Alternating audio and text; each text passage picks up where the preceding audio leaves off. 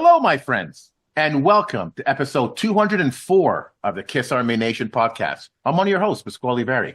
And I am Claudio Spera. Welcome to the show, everyone. Tonight, we are profiling a Kiss fan who has taken his passion to incredible heights, not just as a fan, but as a respected writer, historian, and interviewer whose work has been featured in Rolling Stone, Ultimate Classic Rock, and KISSonline. Our guest has interviewed a long list of legendary musicians and brings a unique perspective to history, one that blends a fan's love with an historian's insight and a journalist's storytelling craft. Kiss Army Nation, we are so proud to have on our show Michael Cavacini. Welcome, my friend.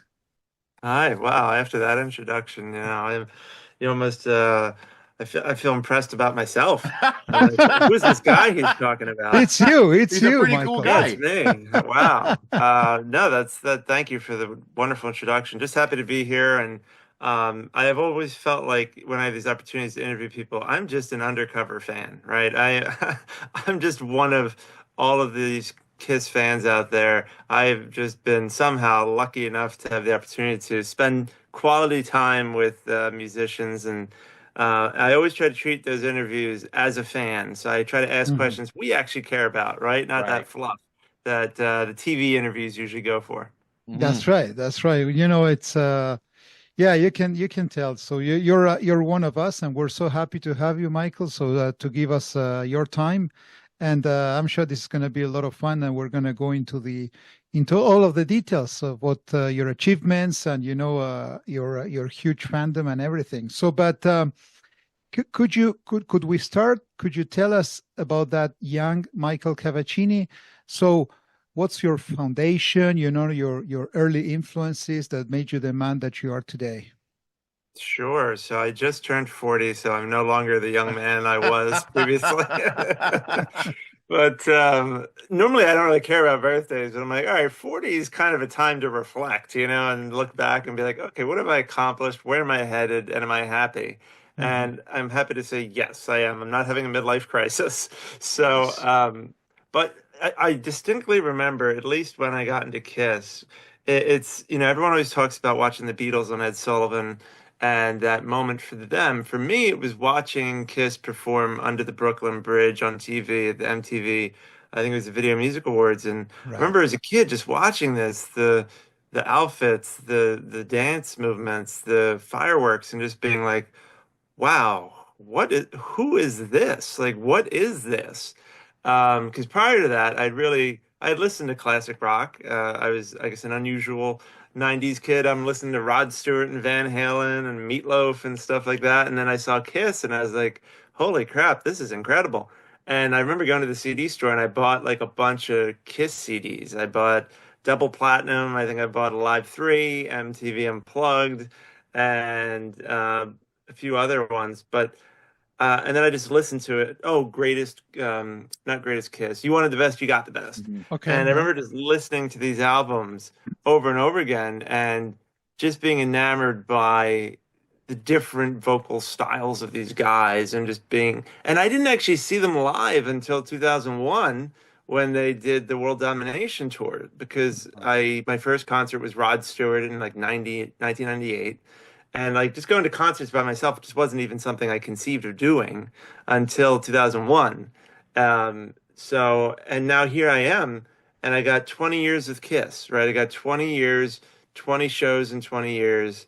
And I've had the opportunity to interview all the current members of the band, including also Ace and Bruce and others along the way, 3 Kiss cruises, obviously opportunities to be on great shows like this, the Kiss Room, Pot of Thunder, and others. I mean, I am so grateful that they didn't actually retire after that first farewell tour. I'm like, otherwise, I wouldn't have all these wonderful memories to look back on. Right. So it's just been incredible. And I really think that music, I mean, especially now where this world is so divided, that music is magic, right? It really brings us together. I mean, the fact that 3 of us are talking right now is great. And it's because it has a healing power. It is a way to bring us together. I just went to go see John Waite the other week. And after seeing that show, I got to spend quality time with him after backstage. And when I was going home, I was like, boy, I needed that. Like, I hadn't seen a concert since I saw Kiss, their first of the last two shows in Madison Square Garden. That's how long it had Okay. been since I'd been to a concert. But after I went, I was like, that's just what I needed. Like it was just a great experience, live music. And, if any of you are watching this and you haven't been to a live show for some reason, go see someone. Like I don't Yeah. care if it's related to Kiss, like go see someone. There's something about being in a crowd when everyone's just singing together. It doesn't matter if we sound lousy by ourselves. Together we sound angelic. Yeah. And there's just something powerful about live music, and it's been a huge part of my life since that first Rod Stewart concert in 1998. But I am always listening to music. It can just, it can either lift you up Yeah. or it can just enhance your happy feelings. It's just, it's a beautiful thing. And I'm just, the Absolutely. fact that I have anything to do with it from a professional standpoint is just icing on the cake. Yeah, it's you touched on something that it's so significant these days. The world is going nuts. There's so many negative things going on, but for those of us who love music, I you kind of you kind of made a great point. So when you walk out of a live show, you're a happy guy, man. So you're different. So there's that maybe a couple of hours, or whatever it is, that you're in fantasy land. You're flying. You're enjoying the adrenaline. It's pumping up. So and that's only music. And when it's live, with a great band there, trying to transmit that energy, it's unique. I think it's unique. So, Michael, I just wanted to go back to the beginning when Pask, did the introduction about you being a writer and historian and an interviewer. Let me ask you, so how did your passion for Kiss evolve to allow you to broaden your interests? So were you able to get into all of these, successful endeavors thanks to Kiss, or has Kiss a lot to do with this? Yeah, that's a good question. I find that when I was younger, kind of like your formative years, because they say like your brain doesn't fully develop until you're 25, which is wild, right? To think about that. And so when you discover certain things in your 20s, your early 20s, it can have a huge impact on you. Like my favorite comedian ever is George Carlin, and I discovered him in my teens, early 20s. I even had the chance to meet him at a book signing. This is before people had smartphones, so I didn't think to get a picture with him, but I Mm. got to shake his hand, get an autograph. It was a great moment. And but yeah, Kiss meant a lot to me. I mean, it was a big part of my identity. I felt like for a long time, and just I know we talk about that how Kiss is very much about a joyful band, right? The music is about um, overcoming the odds, achieving your dreams, right? It's nothing really too dark or, I guess, except for Carnival of Souls, but you know what I'm saying.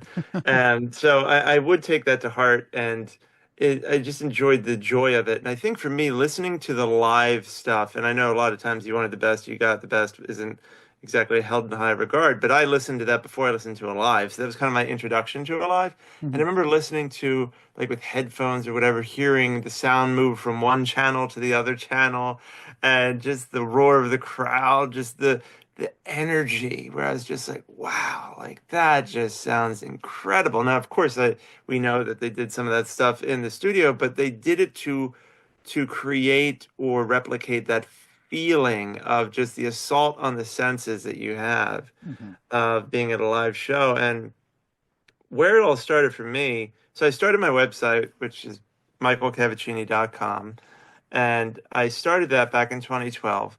And the reason I started interviewing anyone was because I put up a post about Murdoch from MacGyver, like the villain from Oh, MacGyver. right. And Michael DeBar, who has a Kiss connection, commented on my post, and he's like, it is I, Murdoch, and da da da. And I'm like, okay, sure. And then I realized, oh my God, this is the guy. Like he's commenting on my post.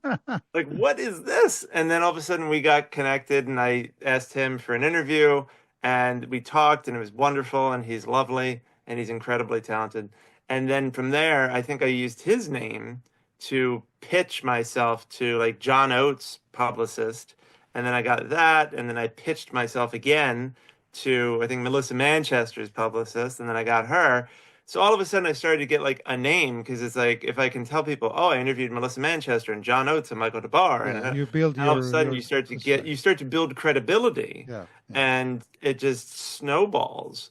And then if you get in good with some publicists, then you could say, who else do you have? Because I remember talking to some publicist and she was like, here, want someone from Styx? Okay, want someone from Foreigner? How about this person? How about that person? I'm like, yeah, sure, I'll take it all. And on top of that, I started to also interview authors because I love to read.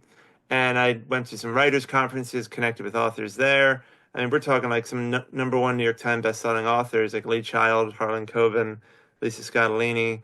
And my background is in marketing and public relations and communication. So when you're doing PR, you're pitching reporters to get your client interviewed for articles and things like that. So I was used to pitching people. The only Hmm. difference was I was now pitching the publicist. And Right. that was my profession when I wasn't doing my blog stuff. So it's like I was pitching someone who did my job just for musicians. So I was used to pitching. It was just using it for a different purpose. I want to go back to what you were saying before about the magic and the power of music. At the time of this recording, last night I went to see the Pinheads, April Wine, BTO. Small little venue, about 3,400 people. I felt like we were in a club, and I was completely immersed in the music. I was lost in it. I wasn't getting up and pumping my fist. I was just sitting back and just taking it all in. And I remember at one point I just closed my eyes and getting so into the music. It doesn't happen for me very often at concerts, but when it does, it really is something special. And it made me think, thinking of this interview right now, how cool would it be to go backstage right now and talk to them? Express what their music did to me just a few hours ago. How do they feel about doing this and stuff like that? You have those opportunities all the time. So, what was the first musician you ever interviewed, and what was that like? So I'm going to tell you about that in 1 second, but I do want to share a story related to what you just said Sure. first. So when I mentioned John Waite, so I hadn't seen John Waite since like before COVID. So I've interviewed John a few times, and we don't like stay in touch all the time, but I figured I would text him and say, "Hey, John, I bought a ticket to your show in Jim Thorpe, Pennsylvania. I'm going to be there. While I'm there, could I come backstage and say hello?" And he connected me with his bass player. The bass player said, "Yep, let me know when you're there and we'll make it happen." So I go backstage and I wasn't sure like what kind of reception am I going to get from John here? Like, I don't know if it's going to be like, "Hey, nice to see you," or if he's even going to, I just wasn't sure. You never know what type of mood they're going to be in. And so he comes out of his dressing room, he points at me, he gives me a huge hug, and we talked for like 20 minutes about politics, about um, COVID, about so many things. And the first thing I led with was I said to him, John, you truly are one of the greatest singers and songwriters ever. And I mean that. And he was just floored. I mean, the look on his face is like, oh my God, like that it meant so much to him for me to say that. And I meant it. And I told him, I said, I went to the Bluebird Cafe in Nashville because of your song, Bluebird Cafe.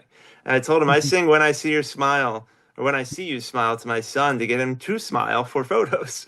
So I said, you've had this impact on me, like you were just saying. And then about a week later, he texted me and he said, it was really great seeing you at the show. Like, keep in touch. And I was just like, and that was unusual for him. He just doesn't do that. So I was just so touched by that. And I sent him the photo of us together. And then later that day on Facebook, he shared the photo and said, backstage with Michael Cavacini, as if I'm Nice. someone. And I was just like, what a guy, right? Because sometimes these people who we respect, we idolize, who we admire, whose music touches us.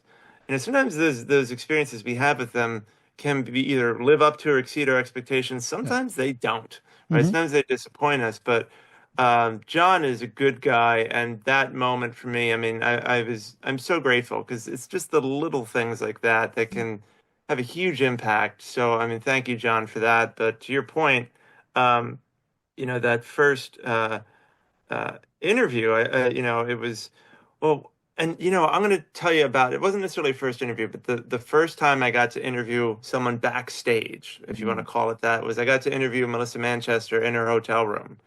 And this was actually at a convention. So she was at the convention, and they're like, "Oh, if you want to interview her, you can do it in the hotel room." And I thought, "Wow, okay, cool." So like we sat down at a table. I had my questions. Her manager is over here, and we're just going through the questions. And I have them like printed out so I can see them. And the thing about interviews is you also have to leave kind of number one, I like to know how much time do I have? Because, fans, we could come up with like a Yeah. million questions. Yeah. It's like, let's talk for 6 hours. But obviously, you have to limit it. And then I try to leave some wiggle room. So if they give me like a response that's amazing and I want to probe and be like, ooh, let's explore that a little bit, like leave room for that. A lot of times, if you're on the phone with the publicist and the celebrity, they might give you like 20 minutes and they'll tell you, last question, and then you have to get it in. If they let you call the artist directly, which is very rare, you might get more time. But I usually try to ask them, hey, how much time do you have? Mhm. Because if they tell you up front, I can take as much time as you need, then you can kind of pace yourself and take your time. But if you know you Differently. have 20 Yeah. minutes, you better have some really good questions you got to knock out rather quickly to get it done, So you are kind of running against the clock sometimes. Other times I've interviewed people, like my longest interview, and it wasn't with a musician, it was actually with a wrestler, was for like 4 hours. Like we Oh, talked for like wow. 4 hours. Like, and he like had a bottle of wine while we were talking. I was like, drink up, it'll make you more honest. Like, it's okay. It was fun. Nice, nice. I remember when I started this podcast, even when I started, I wasn't sure if this is what I wanted to do, and there was that one interview that I thought, oh my God, yes, it's about connections with the fans. This is what I want to do. So when you started interviewing, did you know at that point that this is what you wanted to do? Was there a particular article that you wrote or a particular interview that you did that you realized, oh yeah, I love this. I want to continue doing this. I think once I started to get recognition, so like before AI, transcribing is a bitch, and hopefully it's like I know I'm slipping up with some curses here, so hopefully that's cool. But transcribing is a bitch. Like if you do it by hand, you have to record the interview, of course, and then listen back to it, and play, pause, rewind, play, pause, rewind as you're writing out what the person said. Because you're not leaving in the ums and ahs and things like that, because Yeah. otherwise it's really hard to read. So you try to clean it up a bit and then you post it. And so sometimes those interviews would take forever to put up. But if I was really excited about an interview, I would get it done in like a day. And then I would post it. And then the feedback I would get from people was so gratifying because I would go, oh, clearly it was worth it. Like all that work was worth it because they love it. And that was just wonderful. Like I remember being on the Kiss cruise, one of the cruises, and someone came up to me at dinner. Like I was eating with a friend, and they're like, "Are you Michael Cavacini?" I was like, "Yeah." And they're like, "Can I get a photo with you? I love your interviews with the band." And I was like, "This is insane." So I think it was one of the things I loved about the cruise is that people knew me because of my blog, and I was just like, "This is such a cool way for people to meet," and like, this is amazing. So that, and I think when KISSonline shared my interviews, I thought that was wonderful. Like, what a stamp of approval. And then when other media outlets, like People Magazine, Rolling Stone, and others would pick up my interviews and they might refer to me as reporter Michael Cavacini. I'm like, okay. Um, like that was pretty cool. So, and I would know that would happen because I would like go on my website app and it would say, you're getting a lot of traffic, and it would show me where it's coming from. And I'm like, oh, someone must have picked this up. And then I would figure out where it was referring from. So, yeah, all those things made me feel like it was worth it. And now I am getting a PhD in sociology at Temple University. And the basis for that was I had interviewed hundreds of wrestlers about the history of this company, TNA Wrestling. And now I'm getting my dissertation is essentially about how TNA revolutionized women's wrestling with the Knockouts division, which is their women's division. And I'm using my research that I came into the program with as like the foundation for this additional research for my dissertation. So the interviewing has now led to what will be a doctorate in sociology. So isn't Wow. that wild? That it all started Congratulations. with just Wow. Michael DeBar and Murdoch to a Yeah. PhD in sociology. What the Yeah. hell happened? Wow. That's pretty impressive. You never know, what life has in front of us. But Certainly, you're doing the right thing at the right time, and there's so much talent in you that it's this is proving right. So you're doing the great thing. So, Michael, you mentioned before the awesome reception that your interviews with Kiss had. So, could you share with us your best moments interviewing members of Kiss? Yeah, so Paul's my favorite. He's always been my favorite, always will be my favorite. And I've had the opportunity to interview him, I think twice, yeah. And both interviews are great. The first time he was painting. So I was interviewing him and was like in his studio and he's painting. And then I got to meet him at, I think it was like the Short Hills, um, Wentworth Gallery, one of those like art meet and greets he does. So the publicist was allowed, she got me back there to meet him, and it was it was a cover story for the Aquarian Weekly, which is a new music publication in New Jersey, and I brought a printout of it with me for Paul to sign, and he signed it, and we got a photo, and I saw Keith LaRue was there, and it was just Yeah. this wonderful moment. And I remember one of the questions I asked Paul was, I said, "Did Vinnie Vincent save Kiss?" And I think You he went laughed there. and he said no comment. And then one of my favorite questions that I asked him during that first interview was, I said, lots of fans seem to think that Gene is in charge of Kiss, but I tend to think it's you. Who's actually running the show behind the scenes? And he laughed and he's like, "I'll leave that to smart fans like you to figure out." And I was like, all right, I knew it. I knew it was Yeah, Paul. got it. Um, so that was fun. And then the second time I interviewed him, it was and it was when Soul Station, when he had that album come out. Yep.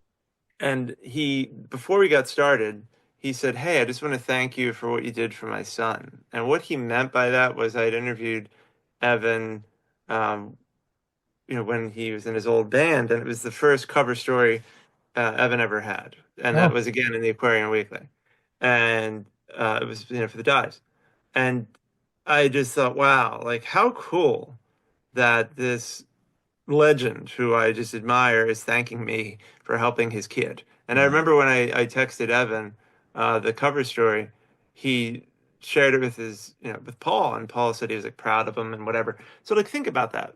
I was part of a moment in Evan's life where his dad, Paul Stanley, was proud of him because of an interview I Yeah. said Yeah. I placed, right? yeah, yeah, Like yeah. the fact that I even had anything to do with an important moment in Evan's life that made Paul feel something. And then the fact that Paul thanked me for that in the next interview was just Mm. wonderful. I mean, that was Yeah. so nice of him to even remember who the heck I was. And to thank me was just lovely. And yeah, I just think Paul's a nice person. I know everyone can be moody sometimes. Trust me, I'm moody all the time.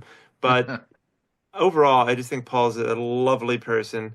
I've always admired his talent, his songwriting. He's just incredible. And um, he's my favorite. I mean, he just really is. And hopefully I'll have the chance to talk to him again. I've interviewed Gene, I think, 3 times.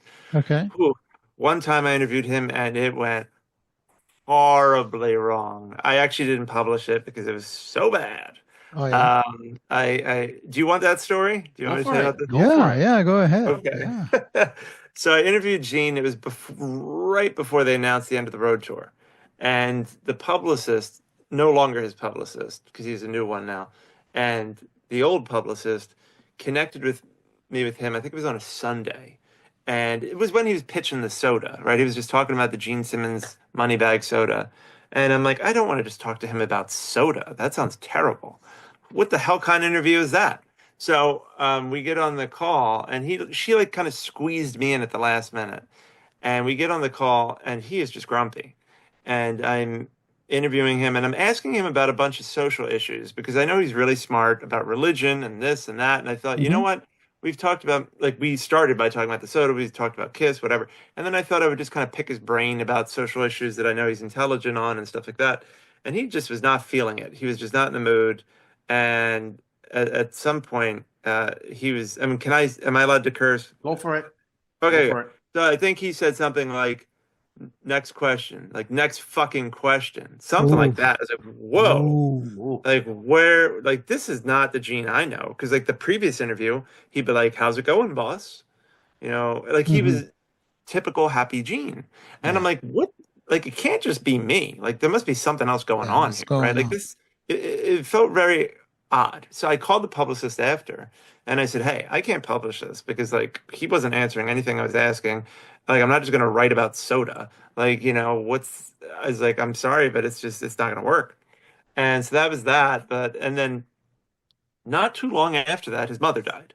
So what I think happened was that because she mentioned to me that he was spending time with his mother like that weekend or something, yet somehow she squeezed in this interview.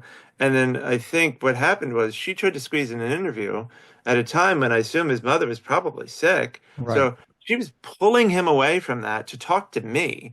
Yeah. And then I ask him probing questions that aren't just fluff. And he just was not in the mood because he probably wasn't in the mood to do an interview in the first place. Of course. So, Yeah.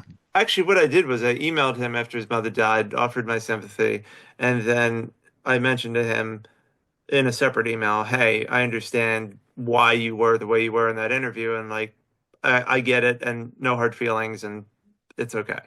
And I even mailed him a sympathy card when she died. Like I was very nice, obviously, and compassionate.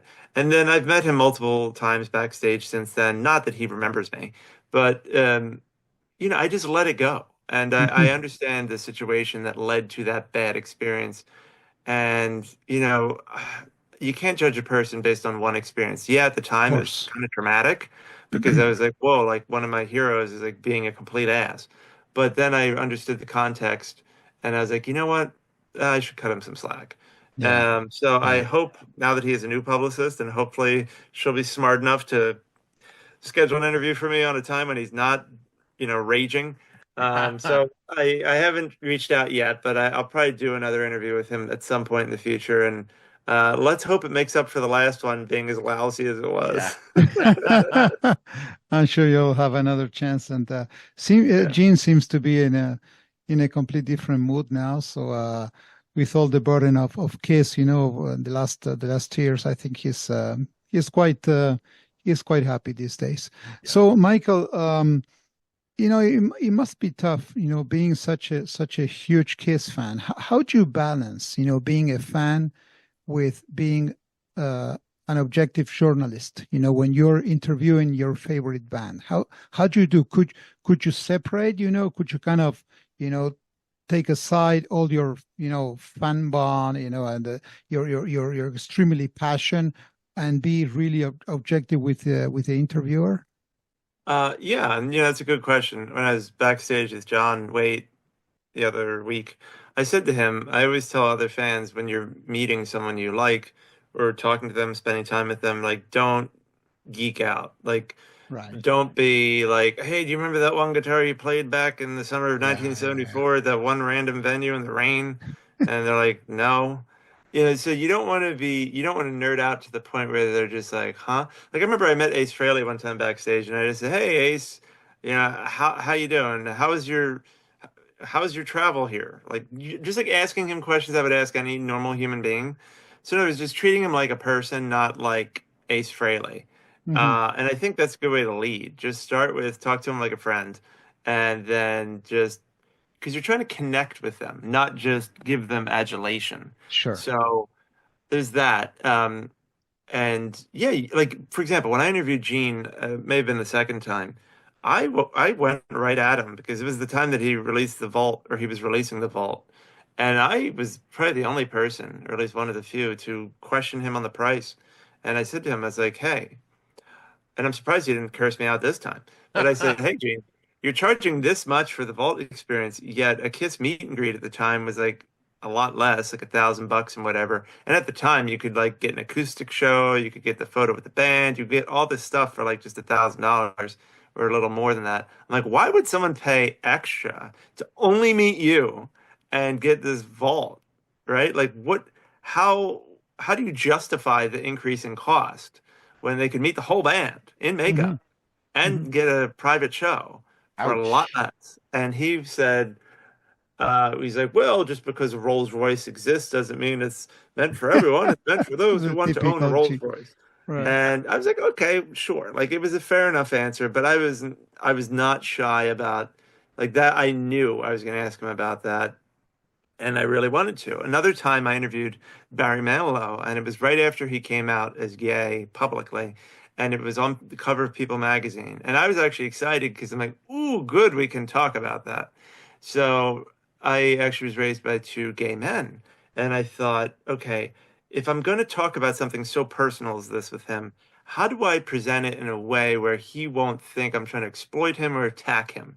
So what I did was I said, I set it up by referencing casually that I was raised by my two dads, right? So I said it like that. So he could understand, oh, okay, he's an ally, right? He's not Hmm. here to try to get me or to Hmm. exploit me or to insult me or demean me in any way. And then we started talking about him, being openly gay now. And at one point during the interview, he mentioned to me that him and Gary, his husband, raising their daughter was similar to probably how I was raised by my two Oh, there dads. you go. So he's Yeah. like creating parallels between his Right. Wow. life and my Right. life. Right. And I'm like, holy crap, this Yeah. is insane, right? Like that Barry Manilow is creating parallels between our lives and talking about how we're similar. And I'm just like, that's wild. So I think if you just try to find a way to connect with people, but you also aren't afraid or you don't shy away from sometimes asking tough questions, Hmm. whether it be about a product or their personal life. As long as you're respectful, That's it's right. okay. Like when I asked Whitney Houston, when I asked Dionne Warwick about Whitney Houston, because Whitney had already died at that point, Yeah. I got the feeling that she just didn't want to get into it, and I respected that, and I said, okay, and I moved on. I wasn't going to keep pushing because I'm like, I don't want to piss her off. It's obviously a relative who's very important to Yeah. her to Yeah. pass Yeah. Yeah. away, Yeah. and I got to respect that. Of course. But that was actually my next question. Is that what you feel makes a good interview? It's like if finding that connection with somebody. What techniques can you use to build that connection? Yeah, and that's a good point. For me, I'm a creative person, and I feel like lots of us are, right? We're creative in whatever way we see fit, whether it's writing, singing in the shower, whatever you Right. do to be creative. I've got a friend who likes to make these like wooden coins in like his oven, and he does all this woodwork stuff and bedazzles them, and they're really cool. So it's just like whatever your outlet is your outlet. But I find that I love to interview people who are creative because I'm creative. So it's just like creative people connecting with one another and learning, what is the process? How do you do what you do? And kind of what makes you tick. So I try to connect with them on that level and just figure out, how can and I'm teaching actually two public speaking courses right now at Drexel University. And one of the things we talk about is connection and authenticity. So you do, when you're speaking, you want to connect with people in a meaningful way. So you have to figure out that way. And musicians do this beautifully, where you go to a show and it feels like they're singing to you, or you listen to a song at home and it feels like the lyrics were written for you because Hmm. they found a way to connect with you, either, through your speakers or through an audience. And you have to figure out how can I do that while speaking with them, knowing that they're doing all these other interviews. How can I stand out in some meaningful way? And authenticity is a big part of that. If you come across as someone who knows their stuff, who authentically cares about their work, then they appreciate that. Like I remember I interviewed Stephen Bishop one time, and I asked him about a song that I thought was just brilliant. And it was some deep cut from a modern album. And he's like, oh, you really like that? Like I haven't had people talk to me much about that song. So I think that's a good way to do it, right? Maybe bring up that deep cut, bring up Yeah. that appreciation for something. It's not just like when I interviewed members of Journey, yeah, of course we talked about Don't Stop Believin', but I was more interested in other things. Like when I asked Jonathan Cain or Neil Sean about how their guitar and piano kind of overlap each other, and it's almost like they're soloing together and they're doing a duet with their Right. instruments. And it's just the layering is just incredible. Like asking about that, the musicianship, something that where it shows I'm paying attention Right. as a Exactly. fan. Yeah. Because I remember I saw an interview one time with Barry Manilow on like CNBC, and he gets on there, and the woman says, "Oh, would you ever perform in Vegas?" And he's like, "I have a residency right now in Vegas." Hello. Hello. And I'm like, she Wow. doesn't know anything about him. That's right. Yeah. This is interesting because we're going to talk about your fandom in a second. But just one more question about interviews. You know, being a Kiss fan and then interviewing members of Kiss, has that changed your perspective on the band? Yes, I feel like after I had that terrible experience with Gene, it made me idolize them less. Like, in other words, so Uh-huh. I actually think it was a healthy thing. I'm not blaming him. I'm just saying that because of that, I tend to like because there's Kiss fans. I mean, we can be a little cult-like. Some of us We are. Yeah, spending a definitely. lot of money on merch or just like Definitely. really like seeing that they do no harm and like all that. And I think like for a while there, yeah, I was like going wild. I was, I've got a guitar from Paul. I've done meet and greets. I've done all sorts of stuff. And then I think I reached a point where I was like, okay, like yes, these guys are great. Their music is wonderful, but they're not all there is to music or my life, right? They can be a part of my life. They can be a part of my identity. Yeah. But then you have to make sure you have balance. And I Yeah. think what happened was I realized that balance is important.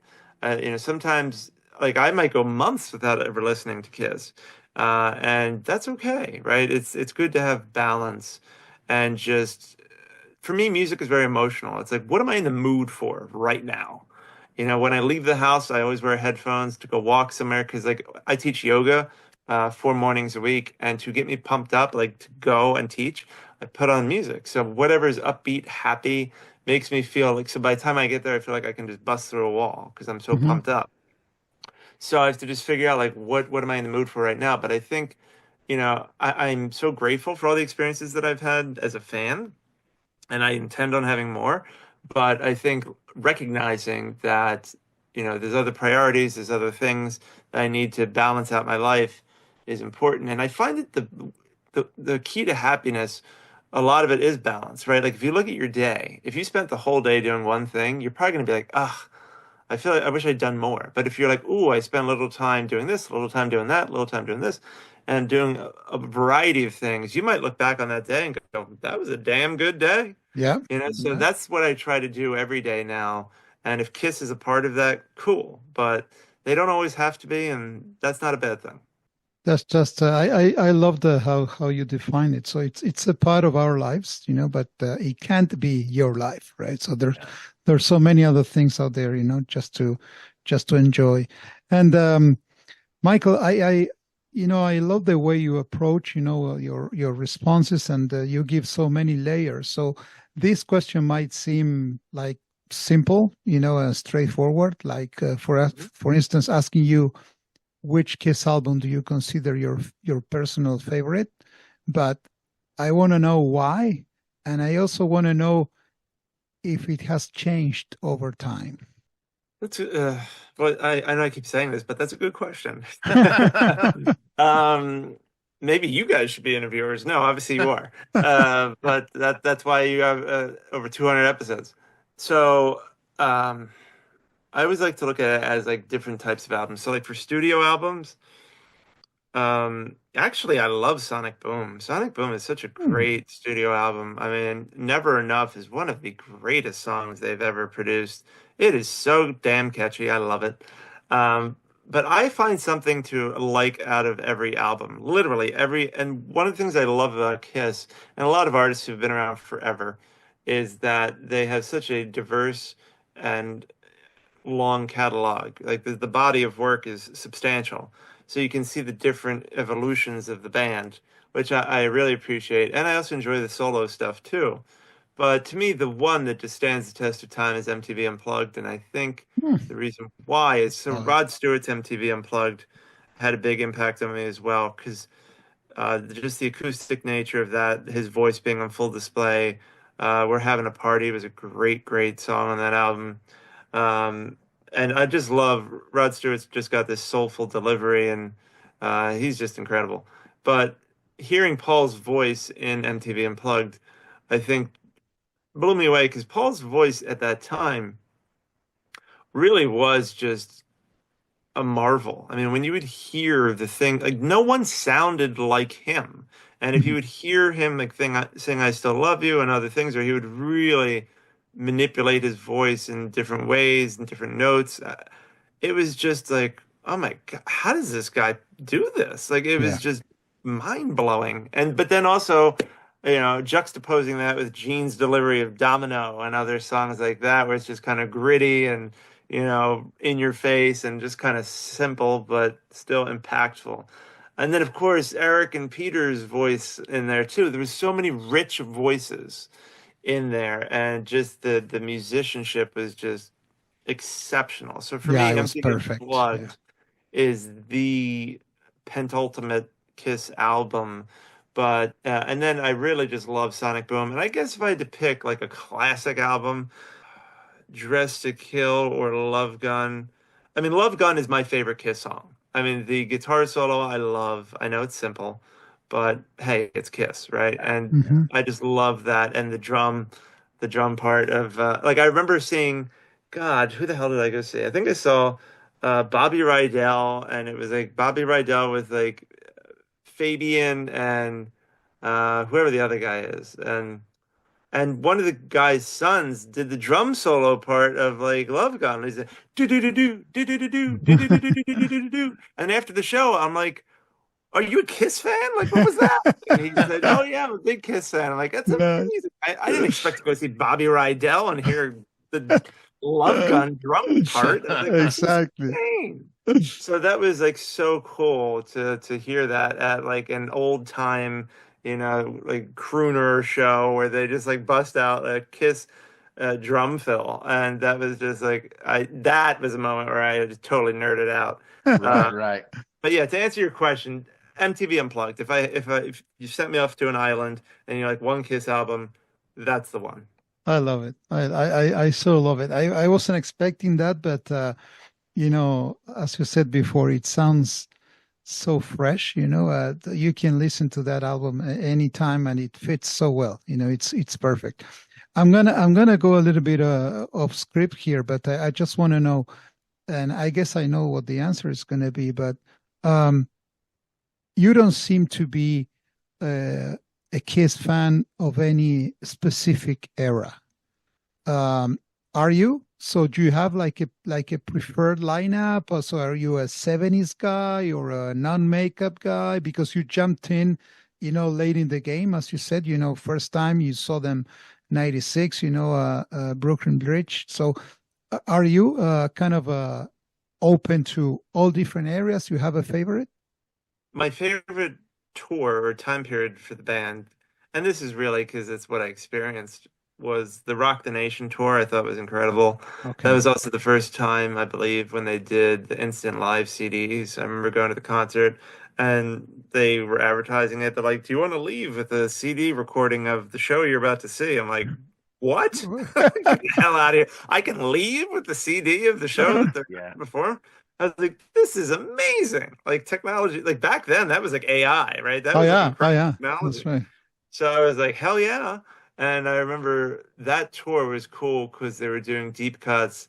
And that's when they really started to click as a band. Unfortunately, I think that was really the last time Paul's voice was exceptional. Hmm. And, but I'm so happy I got to see that tour because it was incredible. But no, I really appreciate all eras. I love some of the 80s anthems. I think some of them are great, even if they're ridiculous. Um, and then I love all of it. I mean, Elder, Unmasked, there's, Dynasty, there's a lot to enjoy, regardless of the album or the era. So I love it all. And I just think I know people get all pissed off about, Ace and Peter, we want Ace and Peter. And, Yeah, just appreciate what you have, right? right, Or right. appreciate what you had. What they created still exists, right? That music didn't get deleted. It's still there for you to enjoy. And it's like when people complain about a book that becomes a movie, it's not as good as the book. Okay, then go back and read the book a second time. That's Like, right, you know what? exactly. Right. If you don't, we're not burning the book, all Yeah, right? The book is still there. So just enjoy what you like to enjoy and let other people enjoy what they want to enjoy, and we can hmm, all be happy. right. Right. Good point. So Mike, recently we did an interview with John Harrison. We're talking about Kissploitation, Kiss and pop culture. And I was making the argument that Kiss isn't really a part of pop culture. And on the episode, I was proven wrong because it was really, their influence is everywhere. Everywhere you look in music and film and television, you see a little bit of Kiss in there. Do you see that as well? Do you see Kiss's influence showing up in modern music or culture today? Yeah, so I wonder, I teach a lot of the people I'm teaching are Gen Z, Hmm. and I wonder if I ask them who here knows Kiss, and I probably should do that. Maybe I'll do that on maybe I'll do that tomorrow. Let me know. Because I want to know because sometimes like I remember I referenced like Mad Men or Breaking Bad one time in class, and I feel like if you're our age, and I know you're older than me, but I figure everyone's my age. I usually don't see age. I usually just see people as like we're all the same. Yeah. And but I remember asking like a younger group, and like only like a couple hands went up. And I was like, whoa, like these people have never seen Mad Men, they've never seen Breaking Bad, they've probably never seen The Sopranos. And it's just because these shows we think are kind of like foundational doesn't mean that they do, right? They're probably busy watching something else that's more modern. And like if you ask a bunch of Gen Zers if they've ever watched Seinfeld, probably a lot of them haven't. Mhm. And that's so part of me wonders, like if Kiss is now done touring, I do feel like it is harder for them to remain in pop culture and to stay relevant. And I think that's part of the reason why this company, I think what's it called, Funhouse, is now taken Pop House. over. Clubhouse, yeah, yeah. Yeah. Um, Hmm. because it's their job to maintain that legacy and to keep it going because people do move on, right? We do forget, and it's unfortunate that we forget about certain things. Like COVID feels like it was a million years in the past when it really wasn't that long ago. Like John Yeah, Waite was telling me, he's like, true. people seem to have forgotten that COVID happened. Yeah. And he's not wrong. So I do think that hopefully they do a good job of keeping Kiss in pop culture because Kiss has done a good job of it on their own. But now that Paul and Gene and Tommy and Eric are kind of doing their own things, and even though we're going to have this like celebration later in the year for Kiss, I feel like only the fans, the hardcore fans, are aware of that, right? I don't think that the mainstream is necessarily aware of those kind of one-off things. Hmm. So it'll be interesting because I wonder, like, 40 years from now, what will Kiss's role be in pop culture? Will it be as prominent or not? Yeah. I think it'd be interesting if we could go forward and just see what is it like then.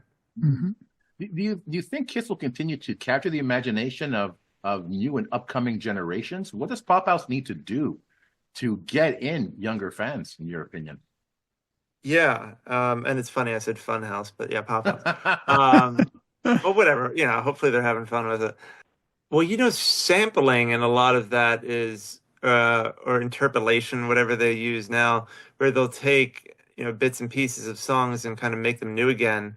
That can be a really, like, I remember my wife will play me songs and I'll be like, hold on a minute, that's an 80s song. And I have to go figure out what it was. And but she prefers the new version, right? So I think if they allow that type of stuff to happen, like to incorporate Kiss riffs or lyrics or things like that as part of additional, like modern music, that would be a good way to bring it to attention. They've done a good job with like the Scooby-Doo stuff and like reaching kids that way. I do think that that's another option. I'm not a big fan of the whole Avatar thing. I think I don't know. I mean, I don't think that's the answer, but I'm open to whatever they come up with. And I love video games. I think video games are amazing. They had that one video game. Speckle I think Circus. that's an untapped thing. That should be Yeah. something that they should explore more because Kiss is fantasy, right? So, and video games are fantasy. So they should really get into that more and do something with that. What I don't know, but that could be a huge opportunity because a lot of people, millions of people are playing video games. I spend a ton of time playing video games. So I could just imagine that that would be a fantastic way to reach people. And then you can incorporate the music in those games as Hmm. a way to reach people as well. So, and Yeah. I'm not talking about Guitar Hero. I mean like some sort of fantasy RPG type deal where Kiss is a central element of that. They've done a good job with the comic books, so they need to do something like that, just in different mediums. Great point. Great point. So, Michael, I guess we all agree that music industry these days has changed so much. There's been talk from many people saying, "Well, rock is dead." The business has changed. Um, how how different could history be if the band started today? Yeah, and that's something to consider. Today, it's a lot harder to capture people's attention because there's this theory in communication called agenda setting theory, and the idea was that back then, that the media didn't tell you what to think, they told you what to think about. So Yeah, back when there were only a few news stations, a few newspapers, or a lot of newspapers, people would consume news collectively. Like you'd have millions of people watching Walter Cronkite and things like that. So if you asked any person at any given time, hey, what are the top 5 issues in the news? Most people would probably tell you the same thing. Today, yeah. everything's fragmented. You can ignore the news completely, and some politicians will tell you that you should.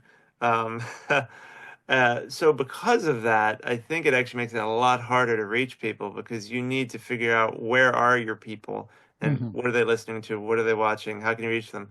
Because like I never listen to the radio anymore, really. I mean, I might have it on in the car, like in the background, but I'm really not paying attention. I'm usually getting my music from Spotify, my audiobooks from Audible. I rarely, no offense, but I don't listen to podcasts too much because I figure if I can fill my time with audiobooks and things like that would be a good use of my time. So I feel like I'm learning something while I'm doing Hmm. the dishes. But so man, I don't know how Kiss would become successful in this day and age because I mean, think we know what it costs to do a Kiss show. It's Yeah, like a lot of money, right. and I don't think an up and coming band could do that. And I don't know that a label would be willing to invest in them. I mean, we know there's Taylor Swift and Pink and Lady Gaga, but those people are huge, and have they've really established themselves in a unique way. I Hmm. really can't think of any modern rock band that is doing what they did at all. I don't think there's anyone. I feel like right now pop music is what's popular. I know that sounds idiotic, but you get my point. I feel like the It biggest is. stars in Yeah, yeah, music hmm, are pop artists. They're not yeah, rock artists. All the yeah, rock yeah, artists are old, yeah, yeah. really popular. Um, and it's unfortunate because we do need some big time rock artists to replace this old generation. I don't think rock is dead. I just don't think rock is as popular as it once was. And what about journalism? It has changed over the years. And how do you think that music journalism has changed over the years, especially covering bands like Kiss? So you must have read tons of interviews, tons of reports of old magazines, covering Kiss. So how do you see uh, that same topic applied to Kiss in today's days? Yeah, journalism is interesting. I considered getting into it when I was an undergrad. I took a Mhm. journalism course and I decided against it. I took an advertising course, decided against it. And then someone told me, have you tried PR? I'm like, what the hell is PR? And I'm like, oh, it's public relations. I'm like, I still don't understand. I took more courses and I was like, oh, okay, this makes sense. But I think journalism is important and journalism, there's a certain quality to it. And it annoys me that some important journalists and journalistic institutions have been delegitimized by uneducated, manipulative American politicians. I'll let you figure out who I'm referencing. But I just think it's dangerous because that means we lessen the value of really important work because a lot of times you need people like this to Yeah. hold people accountable, to make people aware of issues that they should care about, right? So they know when things when their freedoms are at threat. And when it comes to music, you also want someone who can expose you to music you may have not considered, right? And I know we have AI for that now, but it's also nice just to have someone who can kind of curate that for you. Like when we hear stories about how Styx became popular because DJs were willing to play Lady. I mean, that's not really a thing anymore now because you have Clear Channel and this consolidation of radio stations and everyone's playing the same thing just at a different time, which is unfortunate. So yeah, and but I mean, at the same time, I was able to do what I did because of I could just create a website, right? Anyone can do that. Anyone can create a Right. platform Hmm. to give themselves influence, and now we have this age of influencers. Um, I would argue that the type of influencers we have now are not the type that people should aspire to be. But hey, I guess if you can make a lot of money doing TikTok videos or whatever it is you do, cool. But I prefer to create stuff that is of quality. And like for me, the way I see it is like, so the reason I went for my PhD is because I thought I wanted to publish this book about TNA and the knockouts. And I thought once I learned that the PhD was funded, meaning they're waiving tuition, so it's free, and they're paying me to be a TA, so they're essentially paying me to show up. I thought, well, hell, okay, that's not bad. I mean, it was me and two other students who got accepted, so it wasn't like it was easy to get in. But I realized the only thing I have to lose is time. So, like, I spend 5 years of my life. I get paid to be here, and I leave with 2 degrees. And then when I publish my book, it can say Dr. Michael Cavacini. So it gives Yeah. me that credibility. So in a way, yeah, there might be less journalistic outlets to get published in, but I can publish my own work and then Yeah. give it that kind of academic stamp of approval by being a doctor in sociology, to kind of give it that. So when people go to buy a book about TNA, or who knows, maybe I'll write a book about KISS in the future, they can see my credentials essentially and go, okay, this is a quality piece of work based on his Exactly. credentials. So I feel Absolutely. like sometimes you have to look at the source, and that goes to, I would say you should always look at the source, right? Who's writing the article? Are they qualified to write what you're reading? And Yeah. also look at the outlet, right? Yeah. Yeah. Yeah. You should always pay attention to the source. I had my dad telling me something the other day related to politics, and I said, "Okay, where'd you read that?" And he's like, "I read it online." I'm like, "Oh, okay, that narrows it down." So I think always check your sources, Do see where your you get res your information. your research. But Absolutely. yeah, but Yeah. I mean, the good Yeah. part is we all have this opportunity to create a podcast, to write a book, to do the thing we want to do. Yeah. It's just do it for the love of doing it. And if you happen to make money along the way, fabulous, but do it for the right reasons, not Yeah. because you're trying to purely make money. Because Yeah. then you're going to, because if you're doing something that makes you miserable to make money, you're still miserable, right? Yeah. So do something that makes you happy. Exactly. Absolutely. Absolutely. Speaking of making us happy, we're close to the end of the episode. That's not why we're happy. We want to get to the finish line with a fan fantasy. So we've heard on so many podcasts, fans would love to see Paul, Gene, Peter, and Ace on a couch and just talking. Very similar to what happened on A&E with Paul and Gene. So imagine that you had the distinction of interviewing Paul, Gene, Peter, and Ace on that couch. What question would you ask? Well, we know they've all said some negative things about each other, and it's so easy to give into that, right? I was a child of divorce, and I understand that sometimes you think about that whatever that negative thing is that caused that divorce, right? Whether it be a band or a couple, that can sometimes define the relationship. But rather than that, I think I would just ask them, what do you love most about each other? Nice. Right, so let them focus on the positive. Let them really think about that and share what they love most about each other. And it could be their voice, it could be their talent, it could be their kindness, it could be their creativity, it could be whatever they want it to be. I mean, it's totally up to them. But I think allow them the opportunity to focus on a positive and share that and just see where they go with it. And hopefully for a moment you can see like a glimmer in the eye, a Hmm. smile on the face, and just Hmm. a nice moment of solidarity, even if it's only for a few minutes. I loved it. I wasn't expecting that, but coming from someone like you, it makes perfect sense. That's beautiful. Um, so Michael, we often like to end our fan profile episodes talking about the Kiss Army.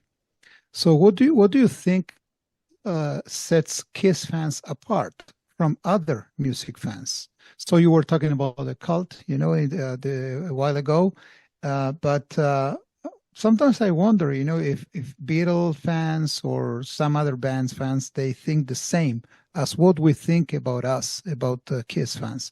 Do you think that something sets us apart from other music fans? Yeah, and when I was saying a cult, I don't necessarily mean it in a negative way, but I No, mean, I no, guess I that's right. mean Yeah, passionate. I think that's a good way to yeah, put it. yeah, yeah, Because yeah. when I tell people that I went on 3 Kiss cruises, they're like, usually I get a chuckle out of them. And I said, well, hey, it's a music festival on a boat. And I tell them that when I went the first time, I told my wife it's once in a lifetime. Then I got to the airport to go home, and I'm like, I'm going back next year. And Yeah, then it yeah. became Twice. 3 times in a lifetime. And I actually got invited on a fourth one, but I was like, "Ah, I can't." Um, but no, I think that the fandom, the only fandom that I can compare it to is it's similar to wrestling. So sometimes wrestling fans are very passionate about a certain company, whether it be TNA, WWE, AEW. There's sports fans are that way too. They're very Hmm. brand loyal. And I think Barry Manilow fans are very passionate too. I've seen them fly around the world multiple times to see him all over, hundreds of times. One person I'm friends with, she loves Kiss and Barry Manilow, which I think makes sense. They're theatrical. Um, but I think, yeah, Kiss fans are unique because, I mean, God, we'll line up for hours to meet a band, to get a piece of merch, to see them at Madison Square Garden. I mean, that was my first time at Madison Square Garden was to see them perform. So for me, it was special. And really, the best part about being a Kiss fan is like what I experienced on the cruise. Hmm. Just all these people from all over the world coming together for their love of music and their love of this band. And yeah, of course, there's some negative parts associated with that, like any fandom. But I think overall, it's this feeling of joy, this feeling of camaraderie, and a lot of these people I'm still friends with. I mean, I've met a lot of these people at Kiss conventions, cruises, and all of that, and I hope to continue to be friends with them. And I plan on seeing Gene on Thursday Hmm. and Nice. at his concert, and I'm sure I'm going to see Matt Porter and other people there, and it's going to be lovely. Yeah. So I feel like anything that brings you together for a good reason, like the love of music, can't be a bad thing. But no, I mean, I don't know. Maybe I should ask my father-in-law, but I don't know if the Beatles were ever had a fandom like this. I feel like this is very unique. It's very much Kiss. I mean, the fact that we have this name, the Kiss Army, is pretty special. The fact that everybody's coming together in the fall, I won't be there, but others will be for this special event and this like pilgrimage, right? Yeah, sure. Is pretty damn cool because even though Kiss is just part of my identity and an important part, I know for a lot of people it is a huge part of who they are and what they're about. And hey, if it makes you a better person for Kiss to be a big part of your identity, then there's nothing wrong with that. I mean, That's right. if it contributes to your happiness and makes you a better person, then that's awesome. I think It's all that's good. fantastic and good for you. It's all good. So, Michael, last question. What's in the future for you? What does the future hold for you? Hopefully good stuff. But I like to say that life is a series of chapters, and I feel like I've lived multiple lives now that I'm 40. When I look back at all the wonderful experiences I've had, all the things I've done, I'm so grateful. And I feel like I hope the next 40 years are just as good as the last. I think they are going to be amazing. So yeah, the future is getting that PhD, working, going to see more shows, spending time with people who matter to me, and also being open to opportunity. I think it's important for anybody because if you told me when I was an undergrad that I would be getting a PhD, if you told me when I was an undergrad that I would have interviewed Gene, Paul, gone on these cruises, be talking to you, have been published by these outlets, like any of this, I would have been like, you are out of your mind. I mean, like Yeah, that's insane. Like, really? But it's just you know, if you don't limit yourself, you can be limitless, right? You can literally accomplish whatever you want to accomplish as long as you're willing to put in the work. And a friend of mhm. mine, Diamond Dallas Page, the wrestler, says that work ethic equals dreams. So, like, I'm not in a PhD program because I'm brilliant. Part of it's intelligence, part of it's capability, part of it's my experience, but part of it was just a willingness to apply. Because it's like that Henry Ford quote: if you say you can or you say you can't, you're right. And if you're not willing to try, then you're not willing to succeed. And Hmm. I'm always willing to try. So I Right. can't wait to see what I accomplish and succeed. Um, but I know that I don't succeed anything without other people helping me. And I think that's what's nice here about this KISS Army. When we're at our best, we're supporting each other, we're helping each other. And that's what we need to keep doing, right? In this, like I Hmm. said, in this world where just everything is chaos, just try to support each other, be kind, be compassionate, make someone smile. Yeah. Uh, because those acts of love, those acts of kindness will really help heal us and get us to a better place. And I hope by the time I'm done my degree that the world is in a better place. I am hopeful for that, but it will only be that way if we fight for it and we keep pushing ahead. And by the way, I don't know if I mentioned this, but I'm coming to Canada in August. I'm going to Toronto with my wife and my son. So Nice. I look forward to that as well. So Oh, that's to fantastic. come. We just booked the trip, so that'll be fun. Fantastic. Beautiful. Beautiful. You love it. Michael, it's been such a pleasure to have you on the show, to listen to you talk, to listen to your philosophies, and just the positivity and intelligence and everything that you have to say. And you're talking about, hoping for a better world. Well, it's people like you and your positivity that puts out that positivity in that world, and it does make for a better world, absolutely. And I'm an ethics teacher, and a lot of what you talked about tonight is stuff that I could pass on Hmm. to my students, and you sure bet that I will. So, Mike, thanks you once again for being on the show. It's awesome. Oh, well, thank you both. I mean, this has been a delightful, it's just been a great experience. And yeah, I'm just grateful to have the opportunity to be invited. Um, you're doing great work here and just keep it up and keep that love of music going strong. There you go. I'm gonna close up with some remarks on that. I cannot say, I cannot say it better than what Pask said, how we felt, having you this beautiful hour with us. We feel that we are basically on the same frequency, you and us too.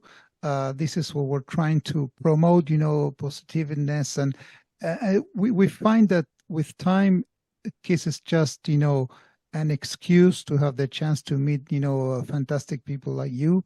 So we really appreciate that, and we're really thankful for your time and for your, intelligence and your approach to life. So it could be nice to have more people like you in this world. Well, thank you. Hey, that's the highest compliment. So I really appreciate that so much. Thank you, Mike. So, to the KISS Army, we hope you enjoyed this episode. If you have any questions, comments, or ideas, please send them to talk to me at kissarmynationpodcast.com. Until the next time, remember, never stop rocking. Take care, everyone.